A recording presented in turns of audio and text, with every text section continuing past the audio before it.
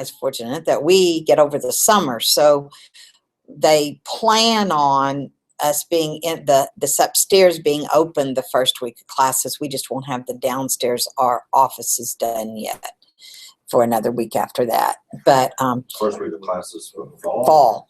So in the summer there won't be anything in this building. Where the computer class gonna be? In the summer? Yeah, because I'm taking a C++. C++. They already have that set up. Whoever that professor is, they already have classrooms for the ones that are in lecture class. My summer classes are all online, so I didn't have to worry about it. But he does have that. Most of them will be in the HE building, because I think there's 3 classrooms in there with computers, and so I'm pretty sure that's where all of those are going to be. Okay, I think we're going here. All right, so what I want to look at first, and I will know by Thursday, I should know what classroom we're going to be in that week, but we've got this week and next week in here, and then it'll just be the last week and then the final that I've got to figure out what we're going to do. Okay, let me go back. I don't mean to get that to, okay, I was last night, I was looking here at this Evernote, and no, I guess what I was doing was grading some stuff. I know I probably didn't get to most of you all. I think I did some of my online students, but there was a couple of things that I saw that were really good that I just wanted to share with you. This one was from the online class, just a different perspective on how to do the pseudocode and how it matched his, what was this one?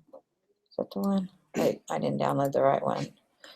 Well, how it matches with the problem that we did. That was project 3, P3. Oh, MWP3. Okay. Here. I didn't know it would open so much stuff here. MW.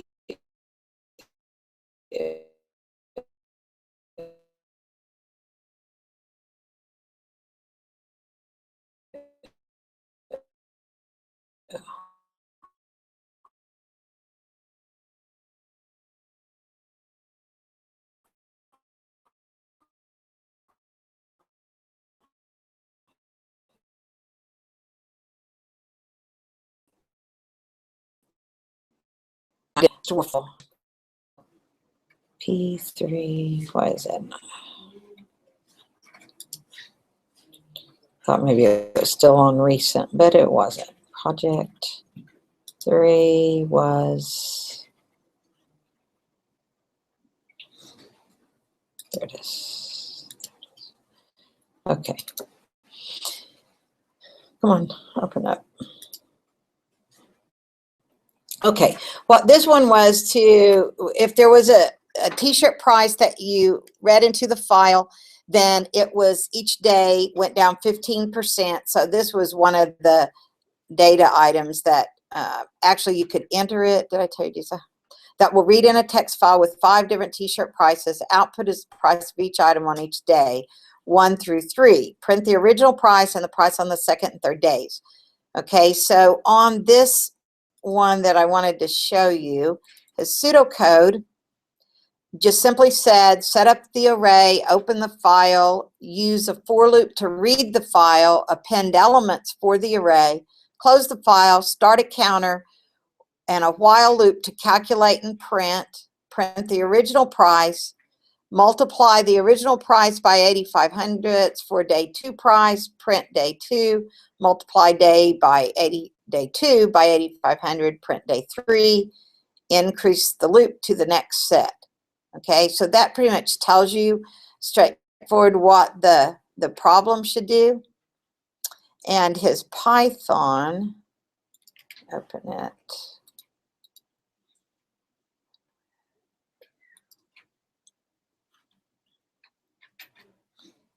Oops, is that it? Yeah.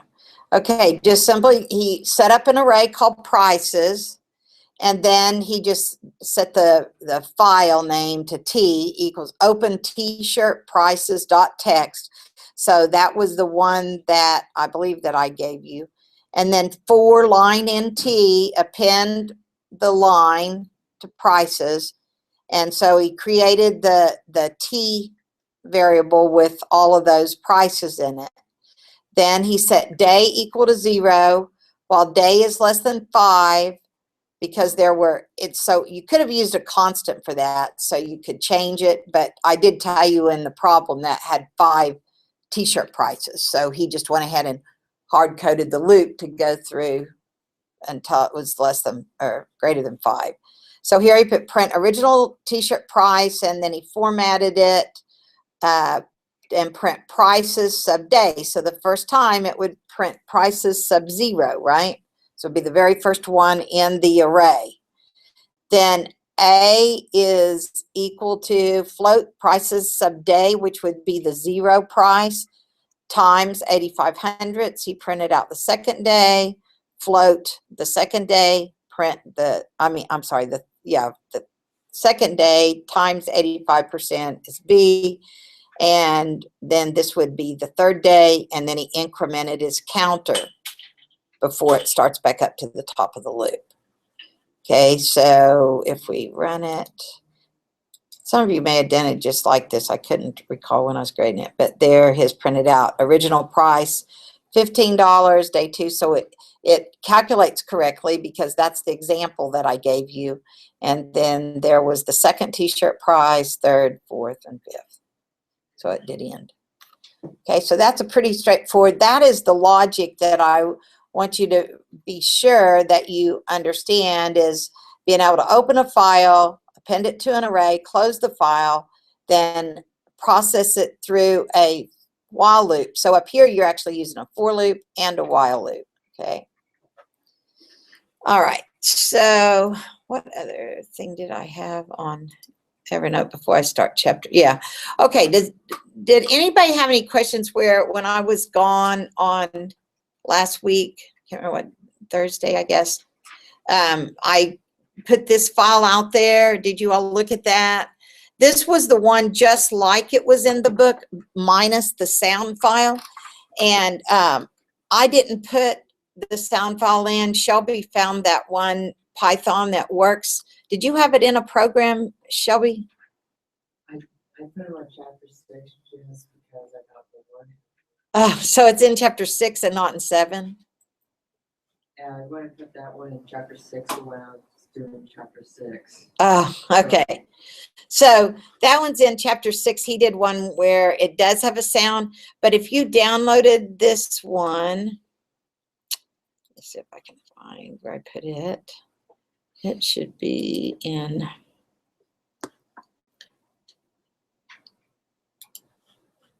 That was what I didn't see where anybody did it. I kind of looked at some of the folders when I was on to see if you all were able to do it, and I didn't see it anywhere. That would have been in 7. Yeah. Okay, because if you run this one that they gave us, the problem with that one is that it has that Pi game in it. Now, something that I found out on my Mac that I had to put in that you may not have to on the PC is that import sys. Then it made this run, and all I did was I went in and took anything that referenced, even though I just went ahead and left the functions the same name, but anything that referenced that Pi game mixer thing and the ask you to play a sound, I took that out. But if you remember what Tinker does, because we're going to have to use it in chapter 8 also, it's an application that is pre-built, and it has methods. It has things we can use to build screens with. And so which is our GUI interface. So here, this program sets up the title of the window should say TV and game show. This is the size of the window, and the last two here, what that does is puts it in a certain position in the window. So these are the height and width. I may have that backwards. And these are the X and Y coordinates on the actual screen where it'll appear. These were variables that they used just to count. And then this is a label. And so a label, what a label does is the same as whenever you output a message to the screen before with other Python. But this one is going to print it to that window. And this pack is what actually places it in the window. So these are the labels, left, right, and then it says button 1 is going to say correct, button 2 is going to say wrong. And so instead of there being a sound, what it's going to do is add to a counter if it's button 1 and add to a different counter if it's button 2. Okay, so let's see if it, I did this on the video, I think. Let's see if you all. Oops, didn't open, did it?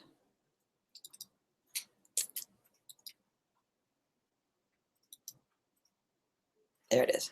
Okay, so let me run. Oh, when I try to run it, it's changing windows, isn't it? Okay, let me see where the window is. Here's the window that it created right here. And it's not formatted very well. It just had the counters are going to show up here. Like if it's wrong, it adds to that counter. If it's correct, so you can keep those wrong. And it won't, this actually doesn't end until you just, it doesn't have a stop on it when I do that. So that's what that program did. Did anybody run it?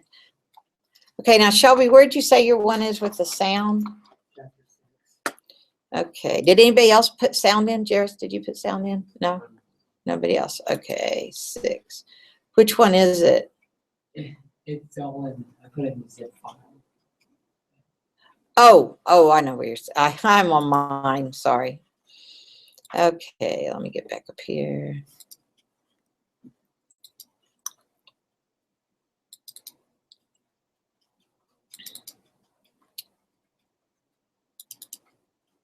This one? Yeah. Okay, let's download. I decided to make conversations and donuts or something. Oh, I guess I did already have it downloaded. Okay, I just didn't know which one it was, I think. So which one, is it the main? Yeah. Okay. Oh, I see what you're saying. You did it with that problem that was already for problem 6 and chapter 6 instead of. Okay, let's see, students. Okay, so he added a sound not to the problem that was in chapter 7, but he added one to this one. And the sound file, you know, like in the book, it told us that you had to download Pygame, right, for their sound. Well, we could never get that to work. So we used this sound, or he used the sound that he found, import VLC. So that means you've got to import all the methods and stuff that belong to VLC. Import food, run equals true. Okay, where's yours going to print out a sound? Let's go down here. There, food.latte discount, error message. So where is the sound? It's donut. Oh, donuts.wave and dough.m4a. Okay. And then you just go and put that variable dot play. And it'll make the sound? Yeah. Okay, let's see if it'll run on my Mac. It may not run on my Mac until I do put import sys on it. Were you running on a Mac? Yeah. Oh, okay. Is there a promotion going on? Is it best to say yes on here? Or it doesn't matter? Choose an option.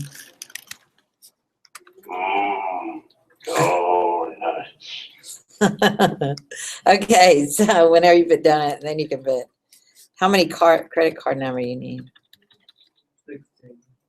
1, 2, 3, 4, 6, 7, 8, 9, 10, 11, 12, 13, processing, I think.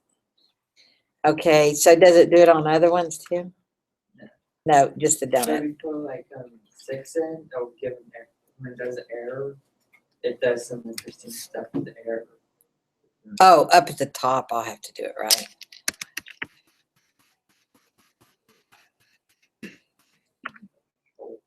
Put 6 in. Oh, so he had it giving you an error message and that. Okay, so you can see what he did for sound, and what I was telling you what your assignment was to see. Okay, so let me put this where you can get to it so you can play with it.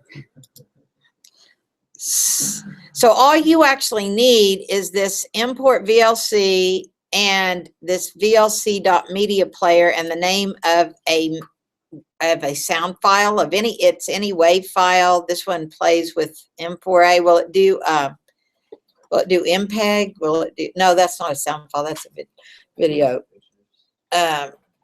Okay, so it'll do that sound file. And the way he executed it is he said play. So he used the method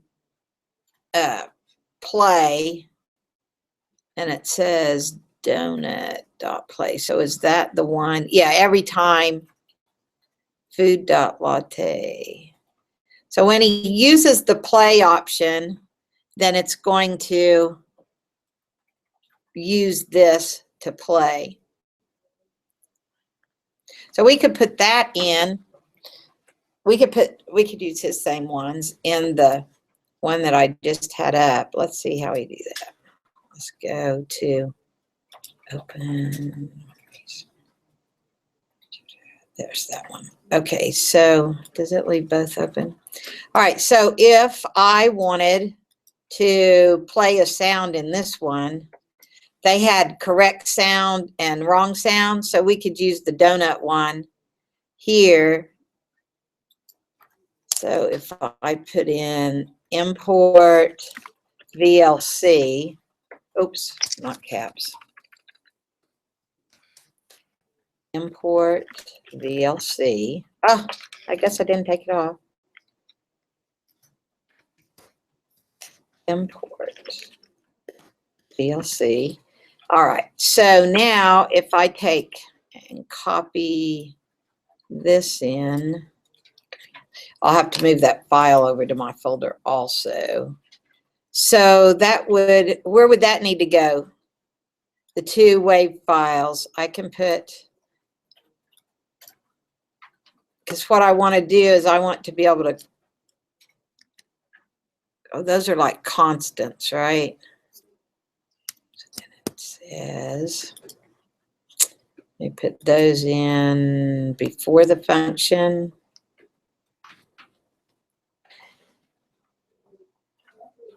So down here, when it says function play correct sound, then I would put donut equals, right? Didn't that work? Will that work? If I say donut equals play right here, will it play that sound? What do you guys think? Will that work? We can move the file into the appropriate folder. Yeah, at once, yeah. Once I move the file, no, I haven't done that yet. Once I move the files over, will that work? Yeah. Okay, and so then I want the other one is called what? Down here at the bottom, isn't it? Yeah. I won't do the picture. I'll just do that. That was pretty cool though. Let's see, Command V.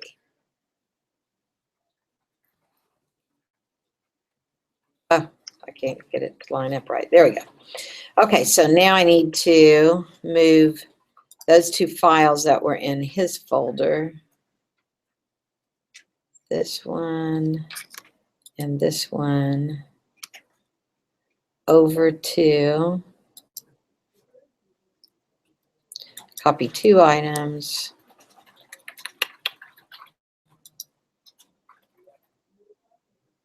When I get this finished, I'll post it in. We can post it if it works. And book, chapter 7, paste 2 items. Okay, so I had to make sure those 2 sound files are there. And then this is my program. And then I've got the VLC right here. So that has to be in the same folder too, because that's what it's going to import. It's going to import everything. And if you look at this, this is a pretty long file. This has a lot of stuff in it that you can use, and that's why he found this one as it has sound information in it. So it's a lot easier than having to install something onto your computer. You just include that in the folder with the program that or the Python that you're running. Oh, I already have that one. Okay, let's see. Okay, so here's the one that I just fixed. I'll say run module. Okay. And my window should still be there. Now, if I hit correct, it should play the donut sound if it's doing right. All right. Okay, and so if I do wrong, so it'll add to that, and oh, I have to do something to make it keep doing that. Wonder why. Do you have to like restart it or something? I didn't actually know. Huh, I wonder why it only played one time.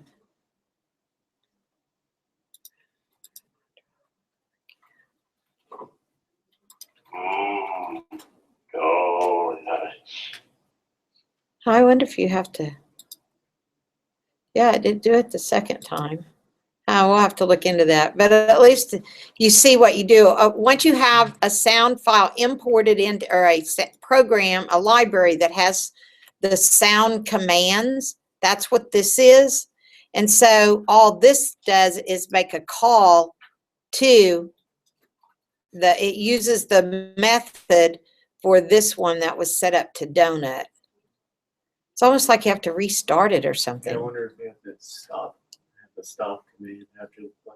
Might put it in a continuous play. Yeah, that might be like down here, say, donut. Is there a stop in there? Do you know, Shelley? Well, I'll try that and see what happens.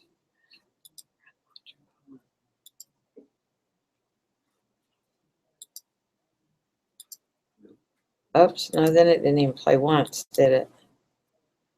Okay, that didn't work. Let me open that Python one, but I need to go ahead and start on.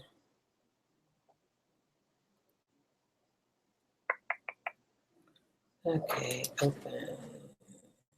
Where's that at? Let's see what methods. Won't it show us the methods in here? I think maybe. sysOS.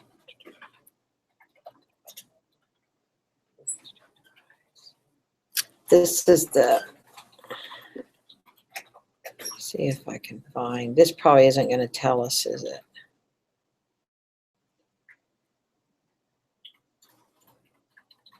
Restore. See, with yours gave an option and then it didn't. It wasn't in a loop. I wonder if that makes a difference.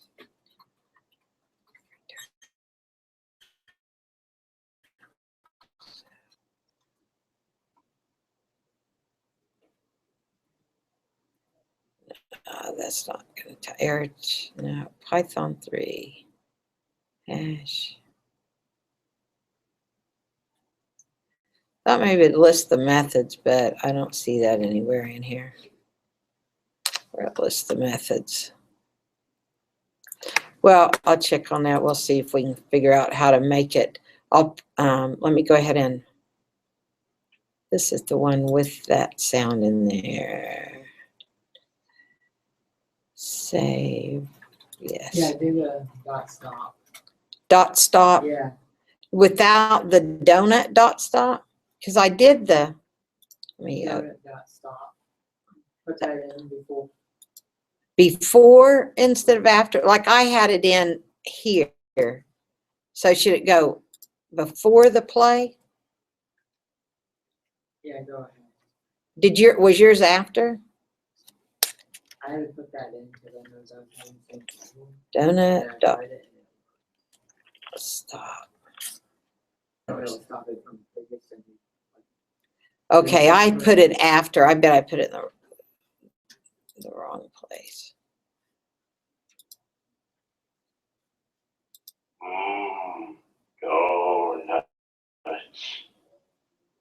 Let's see. Yep, that was it. So I'll have to do that on both of them. I'd put.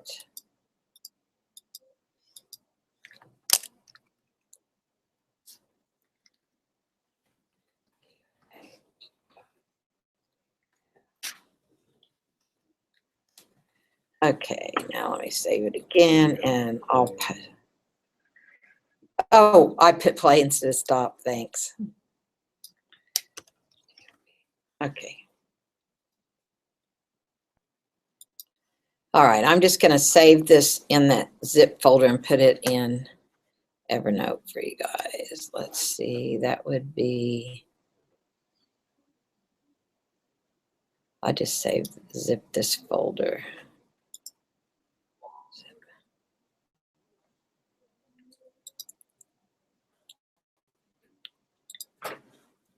Oh, great. I'll have to copy it as, oh, there it is.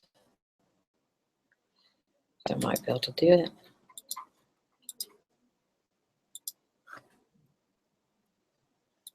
Okay, there it is. Come on. Oh, I guess it's going to put it. Let me see where I put it. Oh, that's okay. All right, so that one will have the sound in it if y'all want to look at it and play around with it.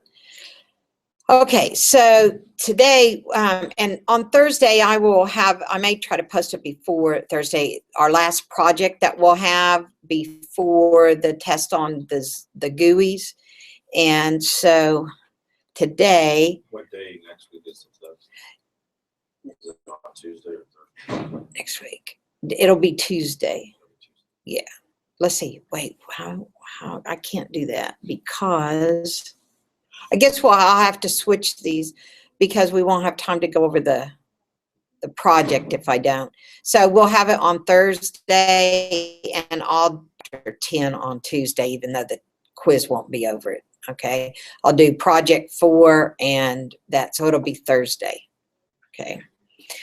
All right. So let's look at chapter 8.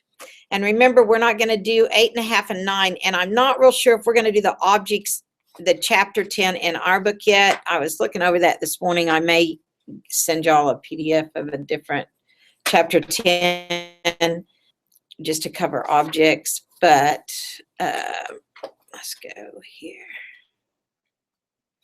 Okay, so in this chapter, what we're looking at is we're going to look at the same type of a GUI, but we want to be able to enter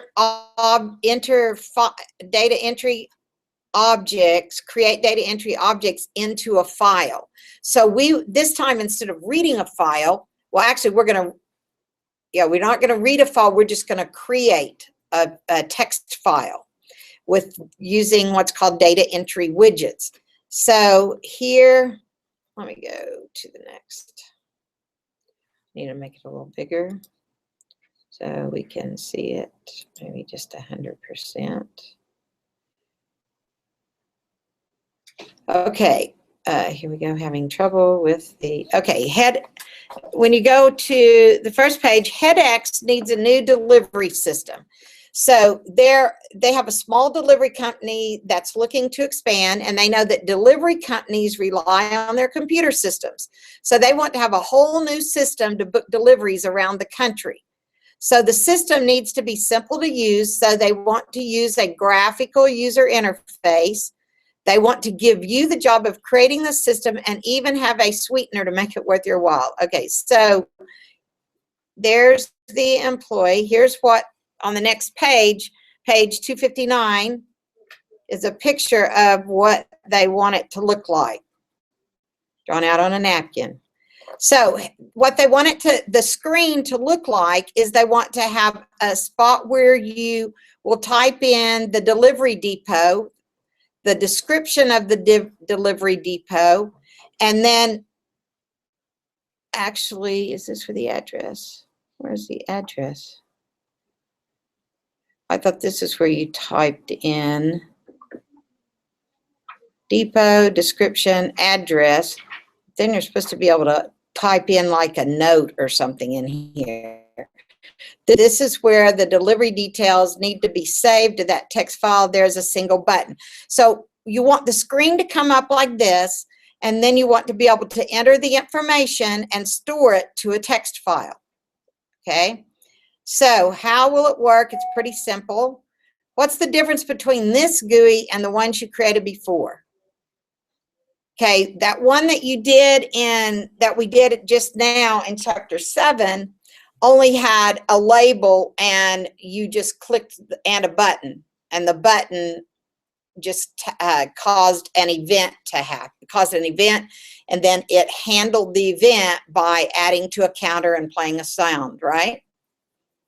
Okay, so what this one's going to do is it has to store data in a file and in a certain order. So these are like single line entries, and this is going to be a multi-line entry for the address. So how is it going to work? Well, you need to create an interface with places to enter text. And then you need some way of accessing that information. The data will need to be stored away in a file, so you need some way of asking the interface what text has been entered. So that way, when someone clicks on the Save button, you'll be able to write the data to the deliveries.txt file like this. And so when we open the text file, it should look like this format. It'll say depot, and the reason it'll have depot on there is because we've got the label going there. Then each time we enter again, it's going to append that to, every time we hit save, it's going to append it to that file. So you can have as many data entry records, as many depots as you want to enter, and it will keep appending to the file. And when we open the file, it should look like that format. It should have the depot location, the description of the depot, then the address of the depot. Okay, so the only one that's multi-line is the address. So we're going to have to use a different widget if it's not single line. Okay, so this is Python more than it is logic here, except we did work with databases already. So the entry and text widgets let you enter text data into your GUI, which is a text field, and then after you enter single line, this would be a single line, you use a method called entry app, and it lets you enter the single line. Then they have one called text app, that Tinker, that's still part of Tinker, what we've been using in the last one. Remember, that's a program called Tinker, a Python that we import every time. So like when we imported Tinker right here, it's what set up this screen. It's an app, it set up the title, set where the screen was. So these are some more things that we can actually use in Tinker. So we've got an entry app that will let you data enter single lines. Then we have an app or a function called text that will let you do multi-line. But it's not enough to simply create the interface. You also need to control the data inside it.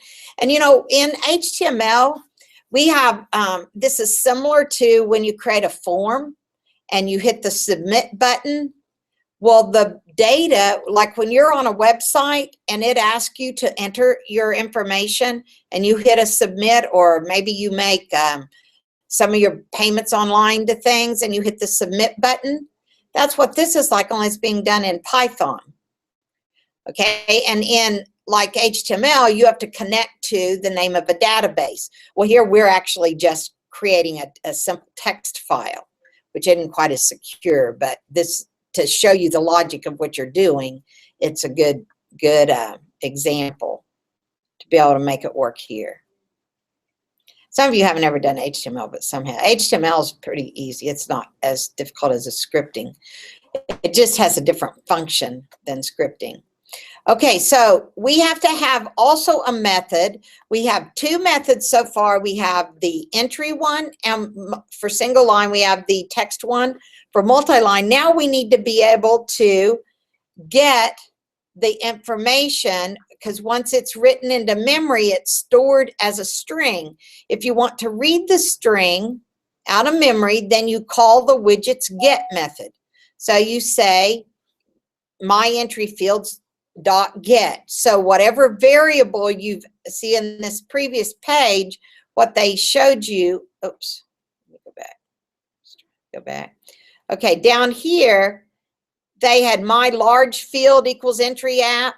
So whatever you've named the variable that's holding the entry, that's the same variable that you're going to use over here. I can get it to go forward. Oh, went back, great. Why am I going back?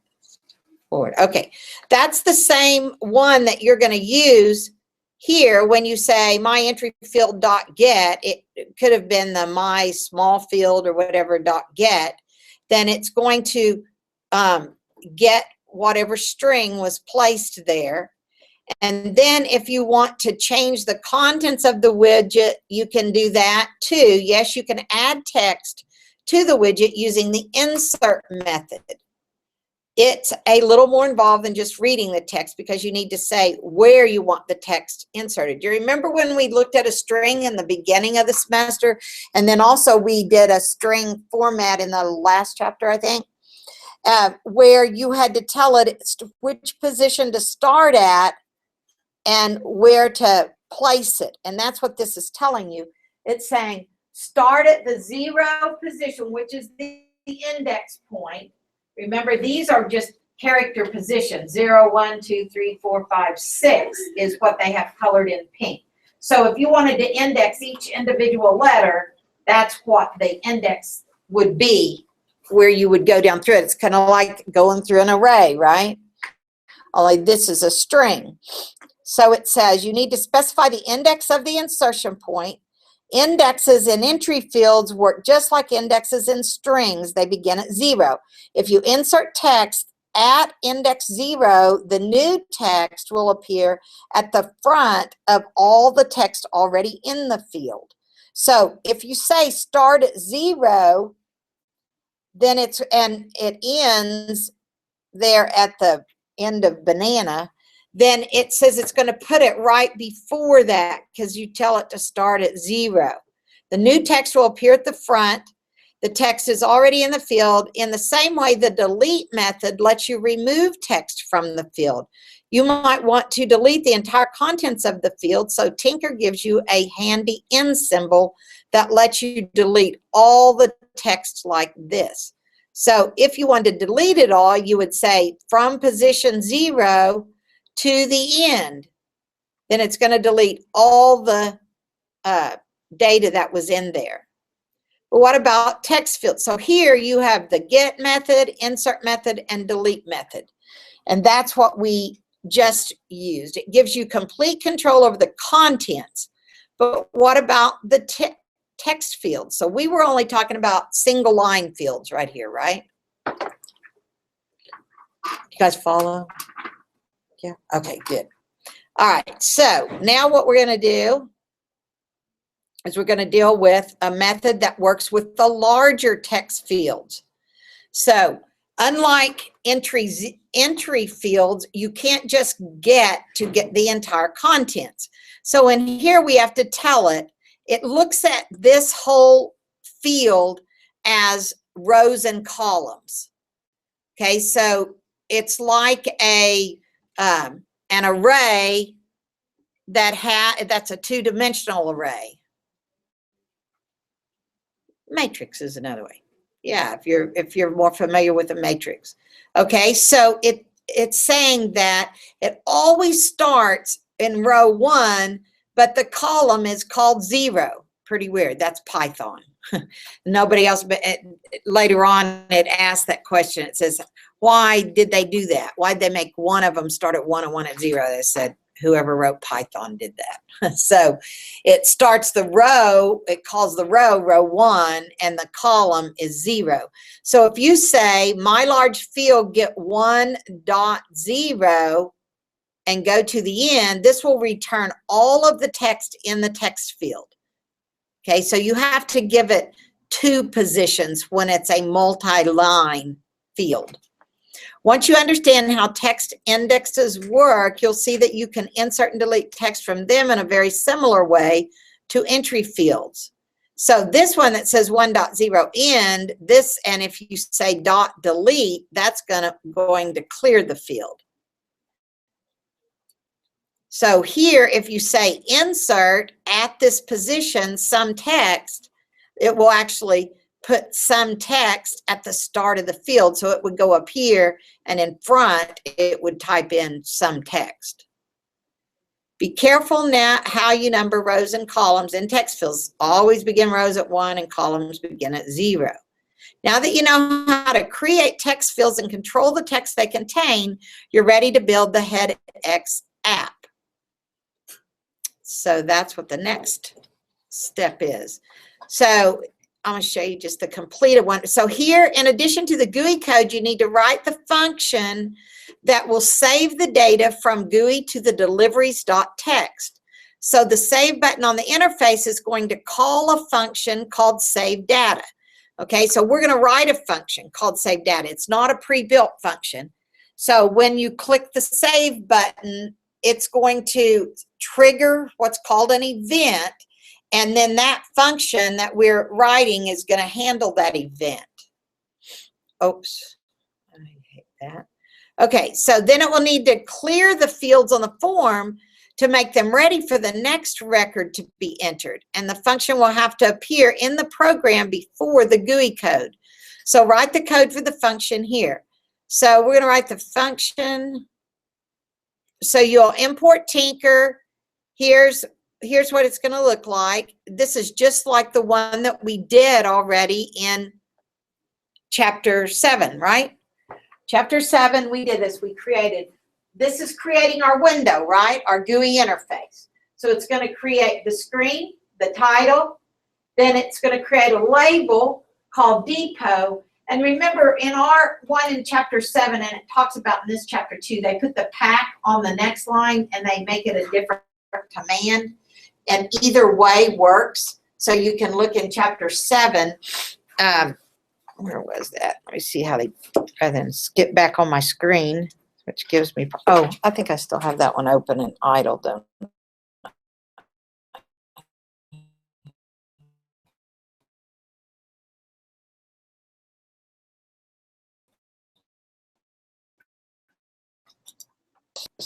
Okay, they actually created the label and then they packed it, which put it on the screen.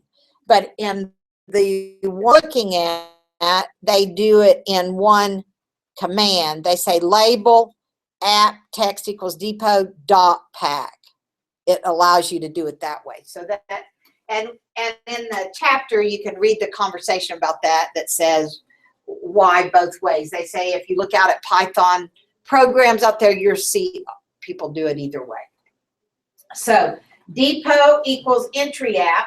So they're setting a variable named depot, and they're going to execute this portion of Tinker that will let them enter one line of characters. Then depot.pack. So here they did it where they packed this one, which is the one that they took in the variable. Okay, so next it says create 2 fields. One is an entry field and the other is a text field. And so that's what this code does.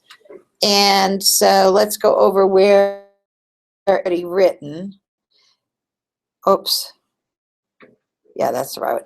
Okay, so here's the function that they've written that whenever you hit the save button, it's going to go in. It's named the file D, or file deliveries. So this is the text file. It says open deliveries.txt A. What does the A do? You remember? What will that A do? Append. So it opens it as a file where you can append to it. So it's saying open a file and let's call it deliveries.txt. Then it says file d.write depot new line. So it's going to actually print that to that deliveries text file where it'll have labels on the file and it'll skip a line. So it's going to put it vertical down. Okay, so it's wanting it to go to a new line, and then it's going to do depot.get. So the next entry on the screen, it's going to get it, write it to that file, then write description, then get the next item that was on the screen, which was the description, and write it, address, and write it. And you'll notice to write the address, they had to do 1.0, right? Because it's a multi-line text file, and it says get everything starting with 1.0 to the end, right? And then depot delete at the very end after they've written the record, then they need to delete each one of those widgets, right? So that you can enter the information again. Okay, come on. So when we test drive the program, it should put a screen up like this, and we type in and enter the address, and when we click save, it should write it to a file and look like this. You can enter data into each of the fields, even the multi-line address, and when you click save, the fields will get cleared, and when we open the text file, it should look like this. Okay, so we've got one that they gave you, actually. Let's see, I think I had it open somewhere. Oh, I didn't on my laptop. Let me go here. Chapter 8. Oh, let me delete this where I ran it. Okay, so this one, it's going to read this file, which looks like this. So wait a minute. Is that what it's going to do? And then I thought I typed that in. Let me see. Okay, let me get it to let me. Oh, it's not letting me run it from there. Why is that?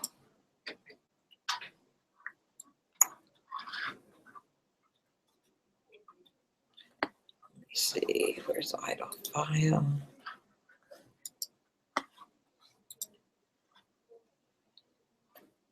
Already ran it. So why? There it is. Okay, so here's the program.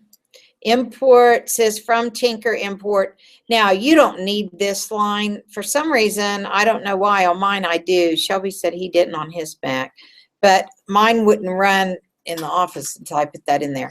So from Tinker import, and here's the function that we just saw defined. Here's the one that will read that file for the depots.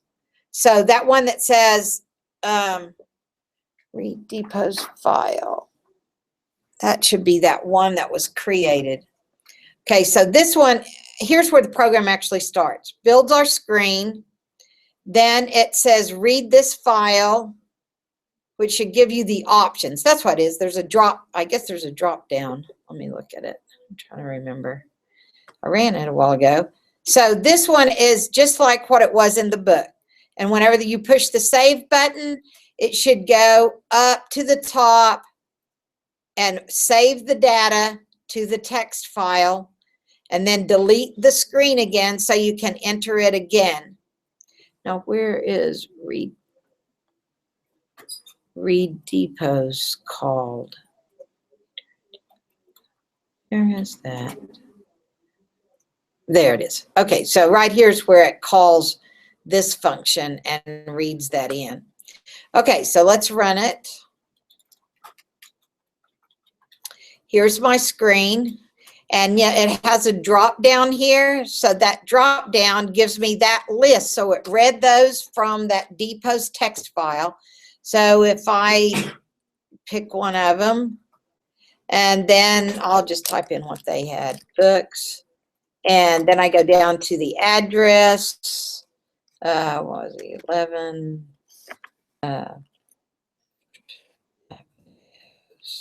111 34th. I'll just put anything in there. Avenue. And that was Dallas, Texas. I don't know what the zip is. Okay, so this one, I guess I could put a name up there, but I only put 2. So now when I click save, it should go and write it out, and it did, and it deleted, and we'll look at that file here in just a second. I'm going to put about one more in here. Seattle, description, that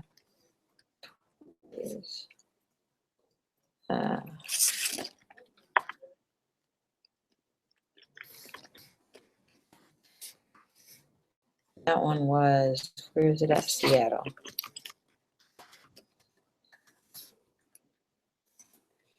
Okay, save that one. Okay, so now if I want to actually look at my file and see what it's been creating, there it is, team.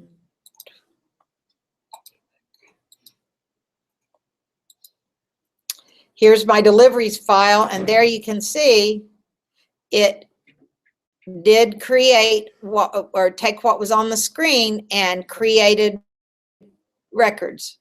So it will keep, so then read that text file in and print out anything that I wanted. I could do I could sort it and do it by location, whatever. Oh, that's up there. Okay, so that's the first part. And so what I want you to do, I'm not going to do the second part. That was as far as I intended to go in this chapter today. But what I want you to do is read the rest. I'm not sure I got that where. Yeah, we're going to finish this chapter on Thursday. So on Thursday, by Thursday, I want you to have read the rest of the chapter, because we're going to go in and put radio buttons, an option menu. There's a couple things that we're going to put in it. And this will be the last chapter that we do on the GUIs. If you want to read the next ones and do the exception message handling, and I forget what the 9 is, but what I decided to skip that so we can go into objects. So we will do I'll have the project. If I may just not have it ready till Thursday, I'll try to get it out there before that. But then you need to do the problem in the chapter. Make sure you make it run, and that problem needs to be in chapter 8 folder, and then I'll give you a new project, and then over the weekend you'll have the quiz over 7 and 8. Okay, all right, we got done early. See you guys later. You can use his funny pictures too. When is the fourth project due? It will be due a week from today, because I'll give it, yeah, next Tuesday. And then we'll cover it on Thursday. That's, or let's see, no, we'll cover it on Tuesday, a week from today, and then we'll have the test on Thursday.